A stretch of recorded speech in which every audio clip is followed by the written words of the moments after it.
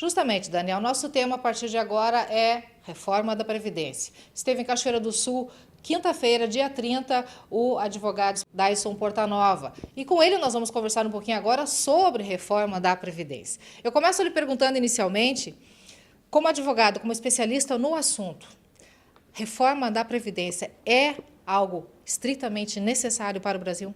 Bom, antes de mais nada, boa tarde. Foi um prazer ter estado em Cachoeira. E, realmente, há uma necessidade de uma reforma de Previdência porque há uma evolução permanente das relações de avanço da idade e de melhoria de condição de vida, mas não uma reforma tão profunda quanto a proposta por este governo. Na verdade, ela está fazendo uma reforma, como nós chamamos, estrutural, mudando todo o sistema e partindo de um sistema que é de solidariedade, ou seja, um pacto intergeracional, para um sistema, em tese, só de capitalização.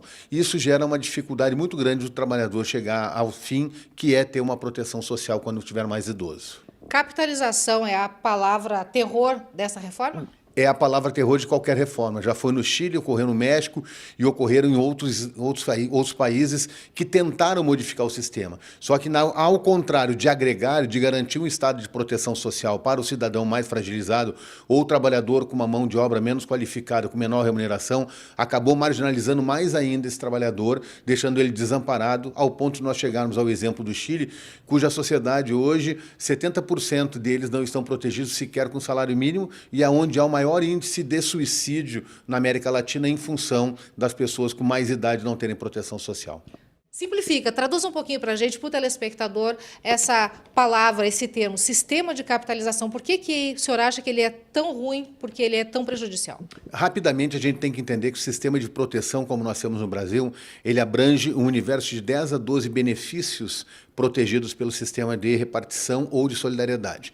O regime de capitalização é o quê? Você vai botar um dinheiro específico numa conta que será controlada pelo Estado ou por bancos ou por instituições privadas do mercado financeiro para defender ou proteger um ou outro benefício. Então, quando você faz a capitalização, você faz para ter aposentadoria. Você faz um contrato e esse contrato vai lhe render para este fim. Você faz um segundo contrato para uma pensão, um terceiro para que se você estiver incapacitado. Você não tem uma proteção ampla de risco social. Nós temos que proteger um a um.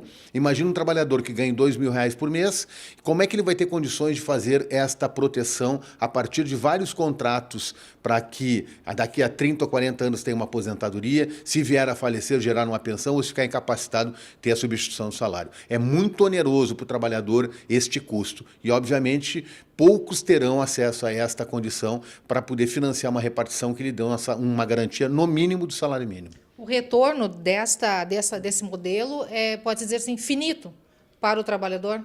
Ele é finito, sim, porque ele tem um momento em que você não tem mais dinheiro para pagar. Então, a grande discussão que o governo faz hoje é que há um ônus muito grande da Previdência no Brasil. É claro que há. Esse ônus é pesado, sim. Entretanto, há um leque muito mais amplo de contribuições sociais para que se proteja toda a sociedade, que se alcance a Seguridade Social, que é um tripé baseado em saúde, previdência social e assistência social. Isto nós perderemos com a capitalização. Qual outro ponto que o senhor acha nevrálgico nesse projeto do governo? Existem 3 aspectos que são bastante incompreensíveis. O primeiro deles é a limitação da idade numa relação muito abrupta. Você sai de um benefício para o regime geral sem idade mínima para um benefício com uma idade de 62 anos para a mulher e 65 para o homem. O segundo aspecto é a redução das proteções sociais. Os benefícios serão dificultados o acesso. Aposentadorias especiais de trabalhadores, muitas vezes, que estão submetidos a um esforço repetitivo ou uma atividade insalubre, penosa ou perigosa, eles terão uma restrição maior. E, por fim, esta quebra de paradigmas de proteção mais ampla com relação, por exemplo, ao trabalhador rural, aumentando a idade, obrigando uma contribuição excessiva, inclusive avaliando a condição patrimonial dele. E, por derradeiro, a quebra também da proteção de pessoas com estado de necessidade econômica ou em estado de desamparo social, que são os benefícios de prestação continuada, que são dirigidos a pessoas com idade no mínimo de 65 anos ou que têm capacidade para o trabalho. Então, nós estamos tendo uma remodelação de sistema, retroagindo praticamente 200 anos atrás e gerando o quê? Um alijamento das pessoas mais fragilizadas dentro da sociedade. Em tese, se o sistema for aprovado como está, nós teremos muito mais moradores de rua, nós teremos muito mais pessoas desamparadas, nós teremos velhos sem proteção nenhuma e teremos um problema social, nós geraremos um caos por causa desta condição de desamparo social.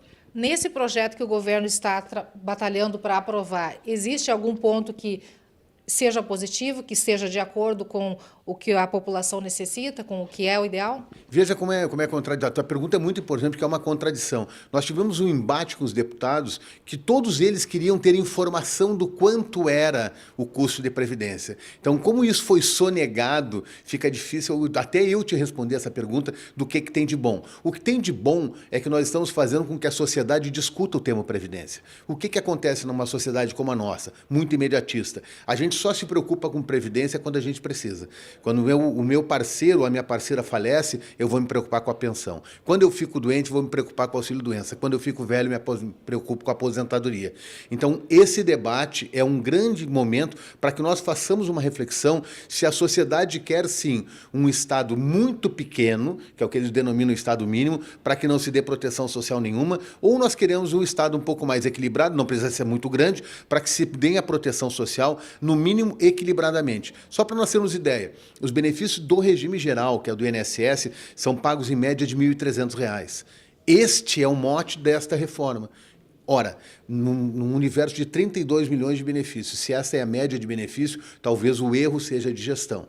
Então, no momento que a gente permite fazer essa discussão com a sociedade, talvez a sociedade compreenda a importância do que é a Seguridade Social e a Previdência, para que nós possamos proteger, sim, a pessoa mais avançada na idade, o idoso, porque esta ainda é uma dificuldade do Brasil. Há poucos dias foi anunciado e amplamente divulgado um acordo, entre aspas, entre Executivo, Legislativo e Judiciário, inclusive. O presidente do Supremo Tribunal aceitou, entrou nessa parceria com o governo por um trabalho de conjunto pela aprovação da reforma. O senhor vê algum perigo nisso? O senhor concorda com isso? Bom, primeiro, eu não sei o que o Poder Judiciário, representado pelo presidente do Supremo, mesmo sendo o presidente de um poder, o líder de um poder, estaria lá. Particularmente, acho equivocado. Inclusive, é equivocado porque houve todo um embate, por exemplo, da reforma trabalhista, e nós vimos agora o Supremo Tribunal Federal dizendo que a mulher gestante não pode estar num ambiente insalubre. Então, acho que o papel do Poder Judiciário não deveria ser nesta composição. Talvez uma outra. Se nós estivéssemos num estado de guerra, num estado de outra situação, sim, mas nós não estamos. Equivocadamente, o Judiciário estava lá. Entre o Poder Executivo e o Poder Legislativo é extremamente palatável essa discussão, porque ali é o fórum de debate, até porque a proposta foi do Executivo, o Executivo tem que cumprir o seu papel de pressionar o Legislativo a aprovar, e o Legislativo tem que entender que o papel dele é falar com a sociedade. Sejam aqueles que defendam a reforma da Previdência, sejam aqueles que defendam a não reforma e o aprimoramento das relações previdenciárias no Brasil. Agora, equivocadamente, creio que o Poder Judiciário não deveria estar lá. Eu agradeço muito a sua participação conosco aqui no NTSU, pelas informações, por seus comentários e para a gente finalizar, o que não se poderia deixar de falar sobre esse assunto ainda que eu não lhe perguntei? Bom, vamos fazer um grande divisor. Primeiro, o problema não é a Previdência. O problema é a relação que se estabelece no Brasil com a dívida social. Segundo aspecto, se alguma reforma devesse ocorrer agora, ela antecedente à questão previdenciária deveria ser a reforma tributária. E veja, primeiro aspecto, se nós tributássemos lucros e dividendos de gestores, de pessoas que estão grandes empresários ou grandes advogados, que muitas vezes não tributam dividendos, nós teríamos o aporte nos 10 anos dos 2 ou 3 trilhões que tanto necessita o governo. Então, para mim, a reforma deveria ser a tributária. E a partir da tributária, sim, se corrigir alguns equívocos, corrigir erros, adequar a sociedade, adequar os avanços da saúde e do aspecto que a Previdência tem hoje. A Previdência hoje protege 32 milhões de brasileiros que, no mínimo, tem um dependente. Então, nós temos 65 milhões de pessoas protegidas. Esta é a Previdência que será mexida. Então, particularmente, acho que seria fundamental fazer a reforma tributária e nós alocarmos recursos das grandes riquezas, deste capital que circula e que muitas vezes não é tributado. Obrigada mais uma vez por suas informações. Está aí muitas informações, muita coisa para se pensar, muita coisa para se acompanhar. Reforma da Previdência é um projeto que está apenas tramitando, que ainda vai merecer e realmente a sua atenção é importante, é indispensável por isso, porque vai mexer na vida de todo mundo. Daniel, volto contigo no estúdio.